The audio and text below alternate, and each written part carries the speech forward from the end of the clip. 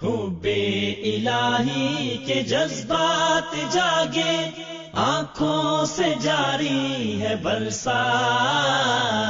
دل میں بھی ایک نور سا چھا گیا ہے، چھیڑی جو رمضان کی بات۔ نحمدہ ونصلی علی رسولہ الکریم، اما بعد فاعوذ باللہ من الشیطان الرجیم، بسم اللہ الرحمن الرحیم، رب اشرح لی صدری ویسر لی امری واحلل عقدۃ من لسانی یفقہوا قولی۔ رمضان المبارک کا مہینہ نزول قرآن کا مہینہ ہے۔ قرآن مجید انسانوں کی رہنمائی کی کتاب ہے۔ قرآن مجید ایسی کتاب ہے جس میں پہلے لوگوں کا بھی علم ہے اور بعد میں آنے والوں کا بھی۔ نبی صلی اللہ علیہ وسلم نے اسی وجہ سے اس پر غور و فکر کرنے کا حکم دیا۔ قرآن مجید کتاب زندگی ہے۔ اس کتاب کے توسط سے زندگیوں میں تبدیلی آتی ہے، کیونکہ اس کا علم محکم ہے۔ جو اس کے علم سے استفادہ کرتا ہے اس کی شخصیت میں گہری تبدیلی آتی ہے۔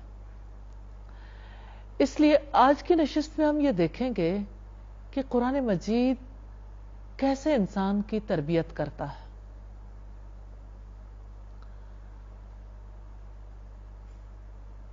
انسانی تربیت کے لیے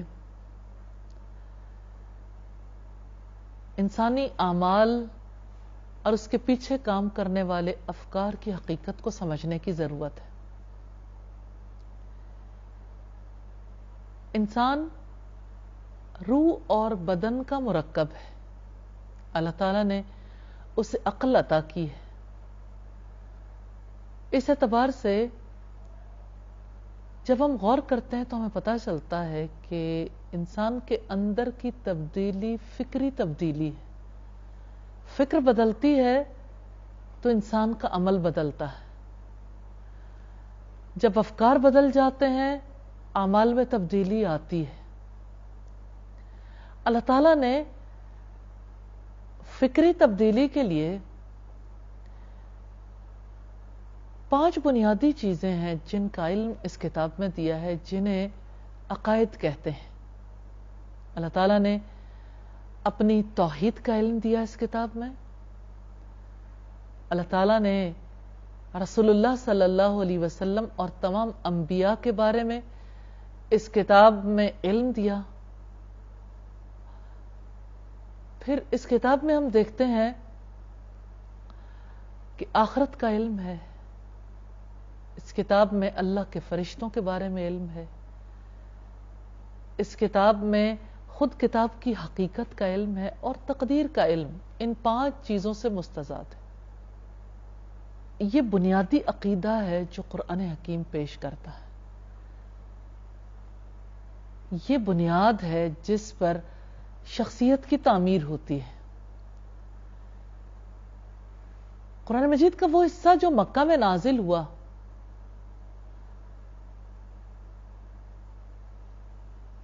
وہ حصہ عقیدے پر مشتمل ہے، عقیدے کی اصلاح پر۔ اچھی شخصیت کی تعمیر عقیدے کی بنیاد پر ہوتی ہے۔ جس کا عقیدہ درست ہو جاتا ہے اس کی شخصیت میں ایک خوشگوار تبدیلی آتی ہے۔ پھر ہم یہ دیکھتے ہیں کہ یہ تبدیلی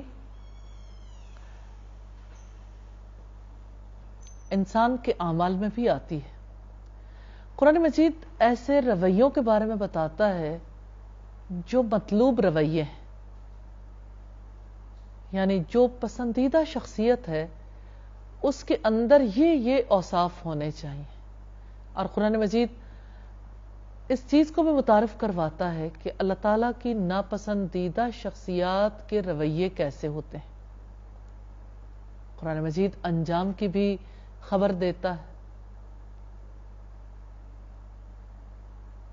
شخصیت کی تعمیر کے لیے جہاں پر عقیدے کی ضرورت ہے وہاں پر عبادات کی بھی ضرورت ہے. اگر عقیدہ ویلتھ ہے تو عبادت قوت ہے، پاور ہے. قرآن مجید جہاں اخلاقیات کے بارے میں بتاتا ہے جو کہ انسان کے لیے حسن ہے، خوبصورتی ہے، تو جہاں یہ اخلاقیات کے بارے میں بتاتا ہے وہیں پر حقوق و فرائض کے بارے میں علم دیتا ہے. اسی طرح سے قرآن مجید یہ بتاتا ہے کہ معاشرت کیسی ہونی چاہیے، معیشت کیسی ہونی چاہیے، سیاست اور حکومت کا نظام کیسا ہونا چاہیے. حقیقی طور پر اگر دیکھا جائے تو فرد کی شخصیت کی تعمیر بھی اسی قرآن سے ہوتی ہے. اور دوسری طرف اگر ہم دیکھیں تو قوموں کی تعمیر کا راز بھی قرآن حکیم میں ہے. قوم جن بنیادوں پر اٹھ سکتی ہے وہ بنیادیں بھی قرآن حکیم نے واضح کی ہیں. لیکن آج کی اس نشست میں ہم جس چیز پر زیادہ غور و فکر کریں گے وہ فرد کی شخصیت کی تعمیر ہے، فرد کی تربیت ہے. جہاں تک تربیت کا تعلق ہے نا، یہ دراصل نشو و نما ہے، یہ دراصل تراش خراش ہے، یہ دراصل ارتقاء کا راستہ ہے. قرآن حکیم کی تربیت کا انداز یہ ہے کہ قرآن حکیم ایک ایسی ہستی کا شعور دیتا ہے جو پردہ غیب میں ہے. اس کے بارے میں یہ خبر دیتا ہے کہ وہ ایک ہے، وہی عبادت کے لائق ہے. قرآن مجید ہمیں یہ بتاتا ہے کہ اس ہستی کے ساتھ ہم نے کیسا تعلق رکھنا ہے، ہمارے تعلق کی نوعیت کیا ہے، کہ وہ خالق ہے، ہم مخلوق ہیں. بنیاد دیکھیے نا، وہ رازق ہے، ہم مرزوق ہیں، ہم اس سے رزق پاتے ہیں. وہ مالک ہے، ہم مملوک ہیں. مقام متعین کر دیتا ہے، یہ حد بندی ہے. فکری تعمیر کے لیے اللہ تعالیٰ اپنی ذات کا تعارف دیتا ہے، اپنی ذات سے تعلق سکھاتا ہے، رسول سے تعلق سکھاتا ہے. پھر اس قرآن کی رہنمائی کے بارے میں وضاحت کرتا ہے کہ یہ رہنمائی کس قسم کی ہے، انسان کو اس کتاب کے ساتھ کیسا تعلق رکھنا چاہیے. جہاں تک رب کے تعلق کی بات ہے تو ہم سب اللہ تعالیٰ کے لیے پیدا کیے گئے اور ہماری زندگی کا مقصد عبادت ہے تاکہ ہمارے دل اللہ تعالیٰ سے جڑ جائیں.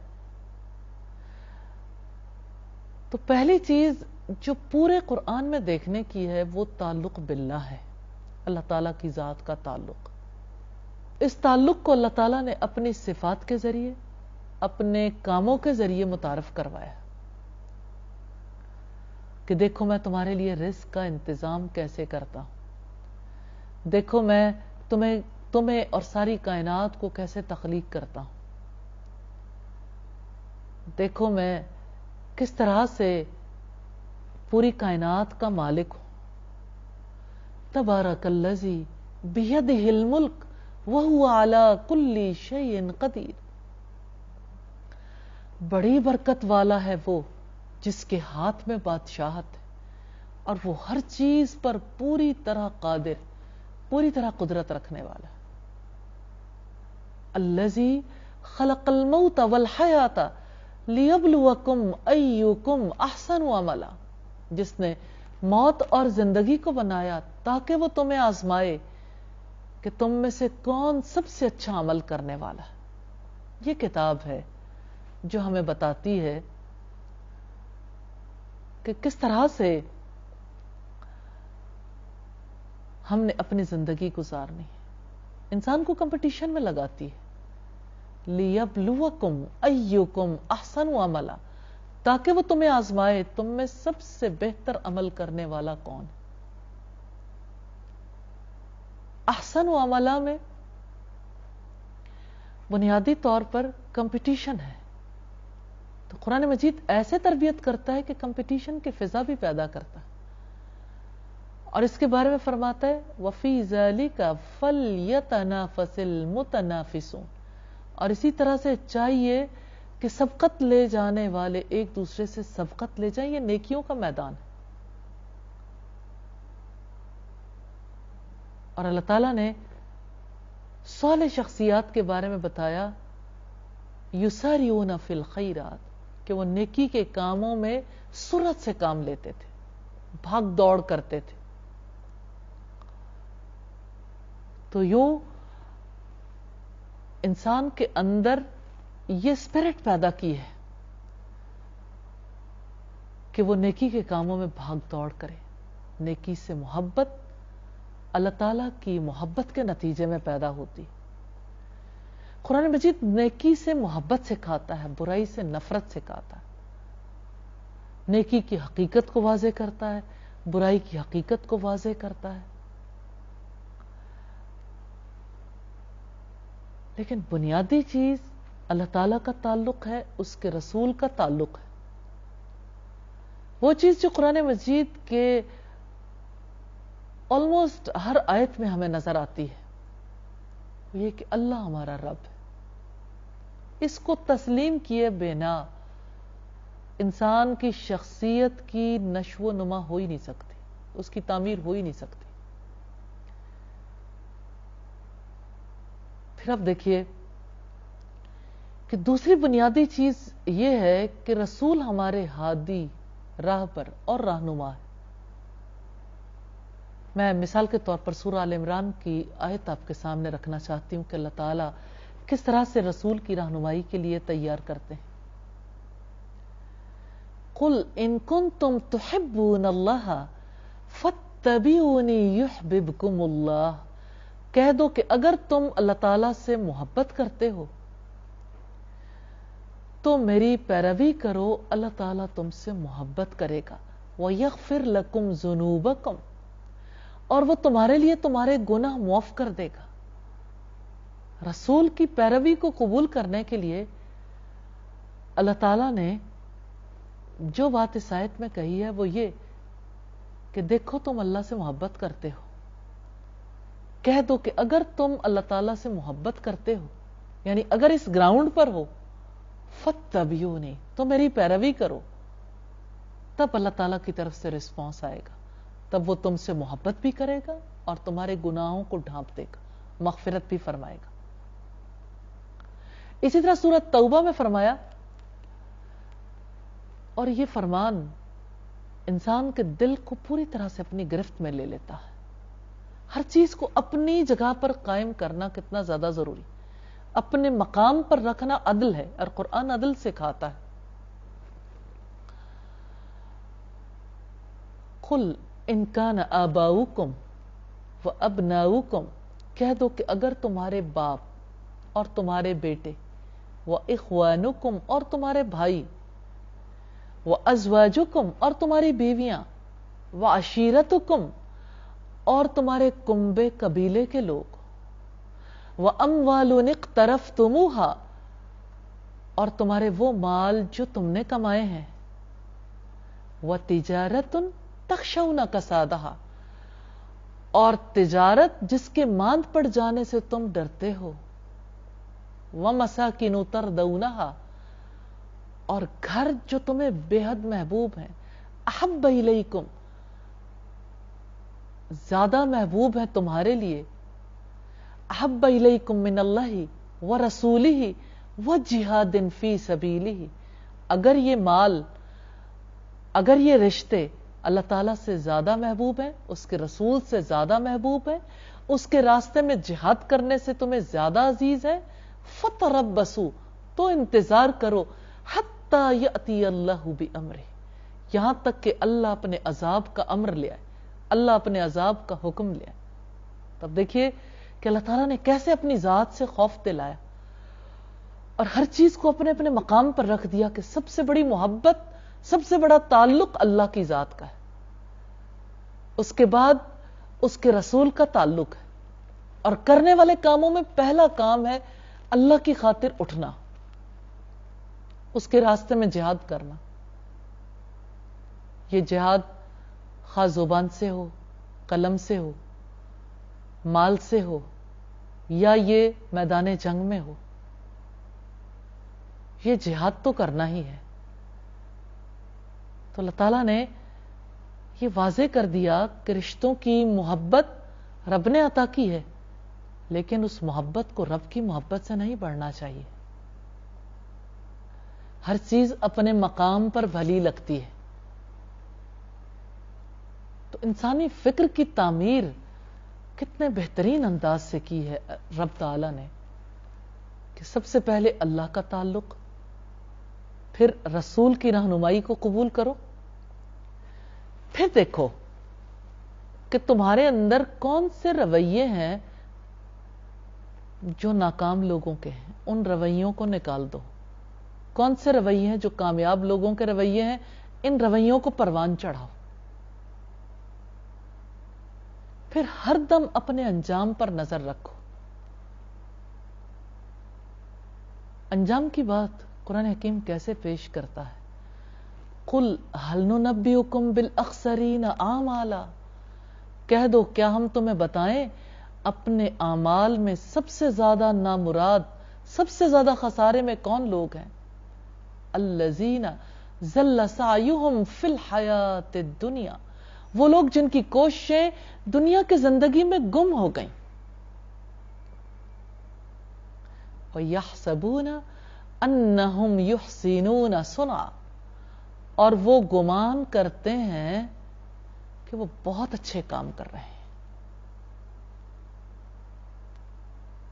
انسان دہشت میں مبتلا ہو جاتا ہے، اس کا دل مٹھی میں آ جاتا ہے کہ کہیں میں تو ایسے کام نہیں کر رہا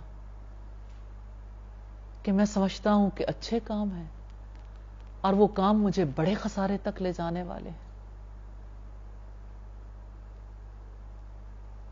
تو انسانی تربیت کے لیے سب سے پہلی چیز جس کی ضرورت ہے وہ فکر کی تربیت ہے۔